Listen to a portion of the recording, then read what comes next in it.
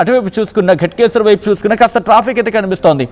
మరీ ముఖ్యంగా సికింద్రాబాద్ సైడ్, సికింద్రాబాద్కి అంటే ఈరోజు దాదాపుగా రైల్వే స్టేషన్కి వెళ్ళేవాళ్ళు, లేకపోతే ఈ బస్సుల మీద వెళ్ళేవాళ్ళు, వీళ్ళందరితో ఇప్పుడు ఈ ప్రాంతం కూడా సికింద్రాబాద్, ఈ ప్రాంతం కూడా కార్ఖానా నుంచి సికింద్రాబాద్ ఈ ప్రాంతాలు కూడా పూర్తిగా ఇప్పుడు రద్దీగా ఉన్నాయి. ఇక రాత్రి అయితే చాలు, నిన్న నైట్ నుంచే ఆల్రెడీ స్టార్ట్ అయ్యింది. విజువల్స్ మీరు చూస్తున్నారు, కొర్లాపహాడ్ దగ్గర ఎటువంటి పరిస్థితి ఉందనేది. పంతంగి టోల్ ప్లాజా దగ్గర మీరు చూడొచ్చు, కొన్ని వందల వాహనాలు క్యూలో నించున్నాయి, లైన్లో నించున్నాయి టోల్ దాటేందుకు. దాంతో పూర్తిగా భారీగా ట్రాఫిక్ జామ్ అవుతోంది.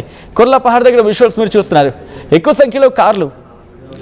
ఎందుకంటే నేను చాలామందితో మాట్లాడాను, వాళ్ళు ఏమంటున్నారంటే ఒక నలుగురు లేకపోతే ఒక ఇద్దరు ముగ్గురు కలిసి ఒక కార్ను బుక్ చేసేసుకుంటున్నారు కొంత డిస్టెన్స్ వరకు కూడా.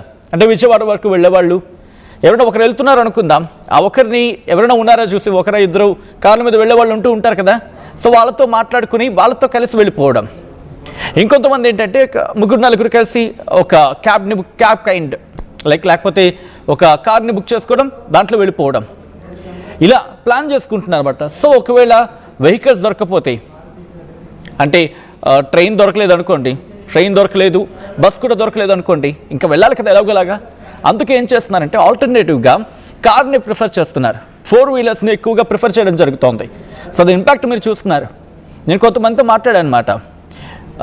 కొన్ని ఆఫీసెస్, కొంతమంది ఏమో 13వ తారీఖు నుంచి, ఇంకొంతమంది ఏమో 14వ తారీఖు నుంచి సెలవులు ఇచ్చారు. సో దీని ఇంపాక్ట్ వల్ల ఏమవుతుందంటే